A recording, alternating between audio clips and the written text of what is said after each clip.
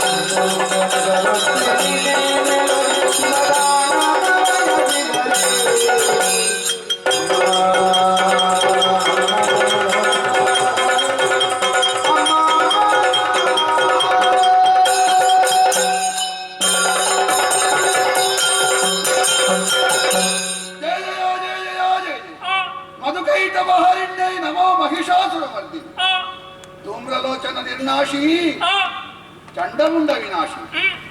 ಈ ಶ್ಲೋಕ ಒಂದು ಇಲ್ಲಿಗೆ ನಿಲ್ಬೇಕಮ್ಮ. ತಪ್ಪಿಯು ರಕ್ತ ಬೀಜ ವದೇ ದೇವಿ ಅಂತ ಪಾದದ್ವಯಗಳಿಗೆ ಪಡಮಟ್ಟಿದ್ದೆ. ನನ್ನ ಹೆಸರು ರಕ್ತ ಬೀಜ. ಶೋಣಿತಾಪುರದಿಂದ ಬಂದೆ. ಶುಂಭದೊರೆಗೆ ಅಳಿಯನೂ ಹೌದು, ಅಮಾತ್ಯನೂ ಹೌದು. ಒಂದು ಮದುವೆ ಕಾರ್ಯಕ್ರಮ ಮಾಡುವಂತ ಹೊರಟಿದ್ದ. ಮದುವೆ ಕಾರ್ಯಕ್ರಮದ ಚಪ್ಪರ ಕಟ್ಟಿದ್ರೆ ನೀನು ಉತ್ತರ ಕ್ರಿಯೆಗೆ ವ್ಯವಸ್ಥೆ ಮಾಡ್ತಾ ಇದ್ದೆ. ಅಮ್ಮ ಎಲ್ಲಿಯವರೆಗೆ ಅಂತ ಕೇಳಿದ್ರೆ ಅಲ್ಲಿಂದ ಹೊರಡುವಾಗಲೇ ನಿರ್ಣಯ ಕುಂಬಳಕಾಯಿ ಕಡಿದಿಡ್ಲಿಕ್ಕೆ ತೊಡಗಿದ್ದಾರೆ. ಇಲ್ಲಿಗೆ ಹೋದವರು ಯಾರು ಬರುದಿಲ್ಲ ಅಂತ ನಿರ್ಣಯ ಆಗಿದೆ. ಹೊರಡುವಾಗಲೇ ಒಂದೊಂದು ಕುಂಬಳಕಾಯಿ ಕಡಿಲಿಕ್ಕೆ ಆರಂಭ ಮಾಡಿದ್ದಾರೆ. ಅಮ್ಮ ಏನಮ್ಮ ಇದು? ಒಂದು ಹೆಣ್ಣಾಗಿ ಬಂದ ಮೇಲೆ ಆ ಪಾತ್ರ ಗೌರವಕ್ಕೆ ಸರಿಯಾಗಿ ವ್ಯವಹಾರ ಮಾಡಿಬಿಡ್ವಿ. ಅದನ್ನು ಬಿಟ್ಟು ಕತ್ತಿ ಹಿಡಿದು ಹೀಗೆ ರಕ್ತ ಸುರಿಸುವುದೇ? ಹೆಣ್ತನ ಎನ್ನುವುದೇ ಕೋಮಲತೆಯ ಸಂಕೇತ ಅಲ್ವಾ? ಹೆಣ್ತನದೊಟ್ಟಿಗೆ ತಾಯ್ತನ ಹುಟ್ಟುವುದಿಲ್ವಾ? ಎಷ್ಟು ಕೆಟ್ಟವನೇ ಆಗಲಿ, ಮಗು ಸಾಯ್ಲಿ, ಅವನ ಆಯುಷ್ಯ ಕುಂಠಿತ ಆಗಲಿ ಎನ್ನುವುದಾಗಿ ಯಾವ ತಾಯಿ ಆದರೂ ಯೋಚಿಸ್ತಾಳೆ? ಲೋಕದ ತಾಯಿ ನೀನು. ಕೆಟ್ಟವ ಎನ್ನುವ ಕಾರಣಕ್ಕಾಗಿ ಶುಂಭನ ಬದುಕನ್ನೇ ಕೊನೆಗಾಣಿಸುವುದಕ್ಕೆ ಹೊರಟಿದ್ದಿ. ಅಮ್ಮ ನಿನಗೆ ಒಳ್ಳೆಯ ಮಕ್ಕಳು 1000 ಹುಟ್ಟಿಯಾರು, ಅದೇ ಸಾಧಕನಾದ ಶುಂಭನಂತ ಮಗ ಹುಟ್ಟಲಿಕ್ಕೆ ಬಹಳ ಕಷ್ಟ ಉಂಟಮ್ಮ. ಕೆಟ್ಟತನ ಇಲ್ಲ ಅಂತ ಹೇಳುವುದಿಲ್ಲ ನಾನು, ಆದ್ರೆ ಕೆಟ್ಟತನದ ನಡುವೆ ಇರುವ ಅವನ ಪ್ರತಿಭೆ ಕೆಸರಿನಲ್ಲಿ ಹುಟ್ಟುತ್ತದೆ. ಮುಳ್ಳಿನ ಮರ ಅಂಕುಡೊಂಕಾಗಿರ್ತದೆ, ಸರ್ಪಗಳು ಸುತ್ತುವರಿದಿರ್ತದೆ. ಆದ್ರೂ ಕೇದಗೆ ಹೂವನ್ನು ಮುಡಿಯುವುದನ್ನು ಬಿಡ್ತಾರಮ್ಮ. ಯಾಕೆ ಬಿಡುವುದಿಲ್ಲ? ಅದು ಸುವಾಸನೆ ಬಿಡ್ತದೆ. ರಾಕ್ಷಸಕುಲ ಎನ್ನುವ ಕೆಸರಿನಲ್ಲಿ ಹುಟ್ಟಿದ್ದಾನೆ. ದೇವ ವಿರೋಧ ಎನ್ನುವ ಅಂಕುಡೊಂಕುಂಟು, ದುಷ್ಟ ಸಾಹಸ ಎನ್ನುವ ಹಾವುಗಳಿದ್ದಾರೆ. ಬದುಕಿನಲ್ಲಿ ಅಲ್ಲಲ್ಲಿ ಚುಚ್ಚುವ ಮುಳ್ಳುಂಟು. ಆದ್ರೂ ಅವನ ಸಾಧನೆ ಎನ್ನುವ ಕೇದಗೆ ನೇಗಮ್ಮ ತಿರಸ್ಕರಿಸ್ತೀನಿ ನೀನು.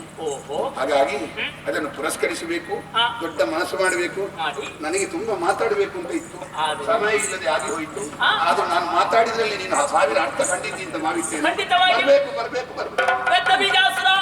ಭಕ್ತಿಯಿಂದ ಕೈ ಮುಗಿಯುವ ನಿನ್ನನ್ನು ಕಂಡಾಗ ನನಗೆ ಆಶ್ಚರ್ಯವಾಗುತ್ತಾ ಇದೆಯಲ್ಲ. ಯಾಕಮ್ಮ ಆಶ್ಚರ್ಯ? ಕಟುಕನ ಮನೆಯಲ್ಲಿ ಬೆಳೆದಿರುವ ಶುಕವನ್ನು ಮಧುರವಾಗಿ ಮಾತನಾಡುವುದಕ್ಕೆ ಹೊರಟಿದೆಯಲ್ಲ.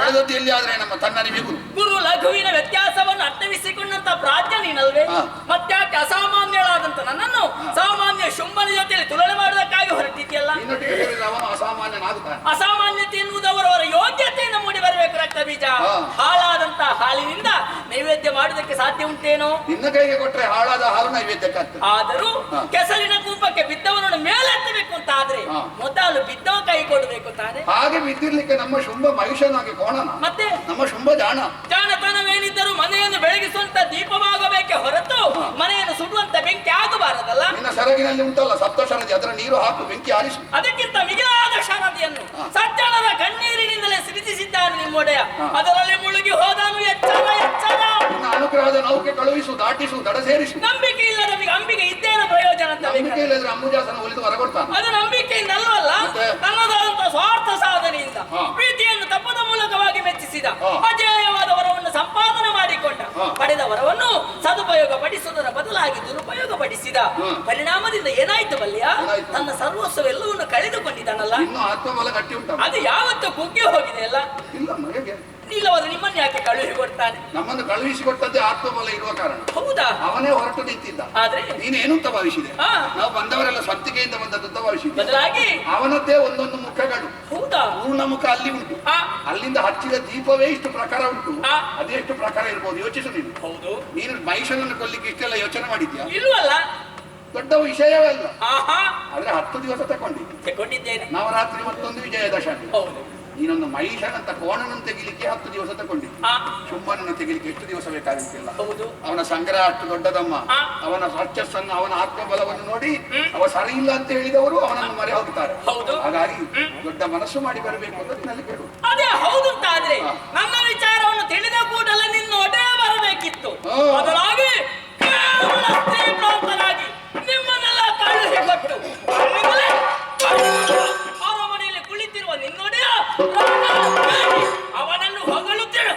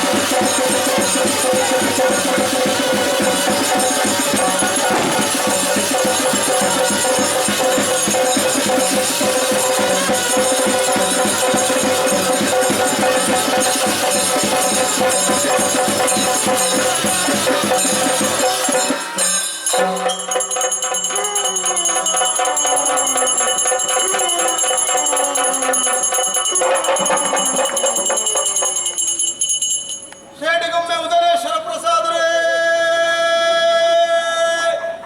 ಭಕ್ತಿದ ಸೇವೆ ಹಂಚತ್ತ ಅವಳ ಮಲ್ಲೆ ತುಳ್ಳಲ್ ತೆಪ್ಪಿಗೆ ಯಕ್ಷಗಾನ ಸೇವೆ ಬಂಡ ಭಾರಿ ಪ್ರೀತಿ ಶೇಡಿಕಾವು ಶ್ರೀ ಶಂಕರನಾರಾಯಣ ದೇವರಿನ ಸನ್ನಿಧಾನ ಯಕ್ಷಗಾನದ ಜನಕಿರು ಪಾರ್ಥಿಸುಬಿರು ಆರನ ಜನ್ಮಸ್ಥಾನ ಈ ಪುಣ್ಯದ ಮಣ್ಣಡಿ ದೇವಿ ಮಹಾತ್ನಾಟಕ ಅನ್ನದಾನಲ ಮುಕ್ತಾರೆ ಲಾಡು ಪದಂಗಿ ಪಾಯಸ ಭಾರಿ ಗೌಜಿತ ಮನಸ್ಸು ಶಕ್ತಿ ದಪ್ಪನ ಸೇವೆಯನ್ನು ಭಕ್ತಿಟ್ಟು ಮಾಡ್ತಾರೆ ಪೊರ್ಲುಡು ಮಾಡ್ತಾರೆ ಗೌರವದಿಂದ ಮಾಡ್ತಾರೆ ಸೇವೆ ತಪ್ಪಗೆ ಸಂತೋಷ ಅಂಗಿ ಸಂತೋಷ ಅನ್ನೋದುಂಬಲ ಹುಳ್ಳ ತೆಪ್ಪಿನ ಸೇವೆಯನ್ನು ಭಕ್ತಿರು ಮಾಡ್ತಾರೆ ಬಲ್ಲೆ ಹಿರೇಗುಳ್ಳ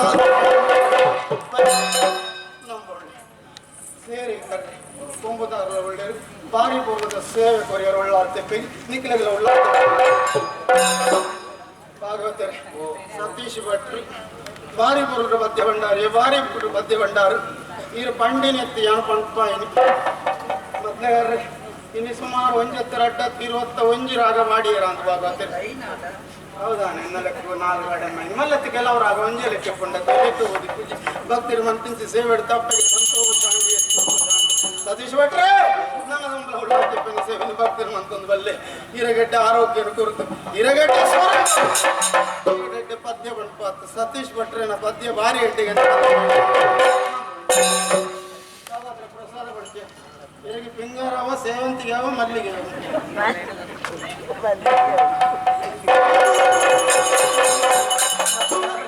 ಕಾವೂರು ಸುಧಾಸಾಚಾರ್ಯ ಭಾರಿ ಬರಲು ಚಂಡೆ ಕೊಟ್ಟಿರು ಪರಂಪರದ ಚಂಡೆ ಇರ್ನ ಚೆಂಡ ಗಣ್ಣಗ ಚಿಪ್ಪಾರು ಕೃಷ್ಣಯ್ಯ ಬಲ್ಲಾಳ್ರೆ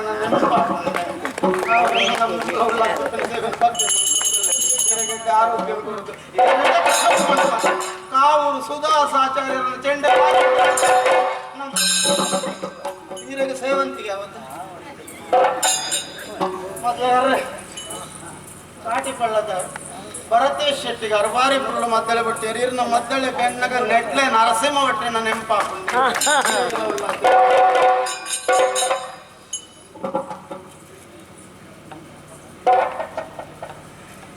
ಭಾಗವತರೆ ಮಾಧ್ಯಮ ಮಿತ್ರರು ಒಳ್ಳೆಯರು ಕೋಂಗೋಟ್ ರಾಧಾಕೃಷ್ಣ ಭಟ್ಟರು ಸಿರಿಬಾಗಿಲು ಮಯ್ಯರ್ ನಾಲ್ಕು ಒಳ್ಳೆಯರು ಕಣಿಪುರದ ಪತ್ರಿಕೆದ ಚಂಬಲ್ತಿಮರು ನಾರಾಯಣರು ಒಳ್ಳೆಯರು ಸೇರಿಂಚಿ ಸಭೆ ಮಲ್ಲ ಭಾವ ಒರಿಯೊರಿಯರ್ಲು ಎತ್ತುವಣಿಯರ ಮಾಯಗಾರಿಗೆ ಕಾಲಟ್ಟು ಬಂಗಾವು ಕಾಲ ಕಡೆ ಒರಿಯರ್ ಮೂತಲು ಎತ್ತುಂಡು ಒರಿಯರ್ಲು ಎತ್ತುಜಿ ಮರಪಿನ ಪಾತೆರ ಒರಿಯರ ಬಲ್ಲಿ ಸಮಷ್ಟಿ ನ್ಯಾಯಡೊಂಜಿ ಅಭಯಪುರ ಕಂಚ ಸೇರಿಂಚಿ ಭಕ್ತರಿಗೆ ಮಂತ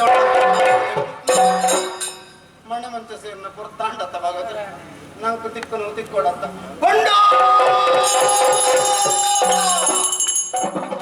ಭಾಗವತರೆ ಉಪ್ಪೆ ಪದವತಾರ ಸುರೇಶ್ ಭಕ್ತಿಟ್ಟು ಕೊರಗೊಂಡು ಅಂಚತ್ತ ಸಂತೋಷಟ್ಟು ಕೈಗೊಂಡ್ವೆ ಸಂತೋಷಟ್ಟು ಕೈಗೊಂಡ್ವೆ ಸಂತೋಷಟ್ಟು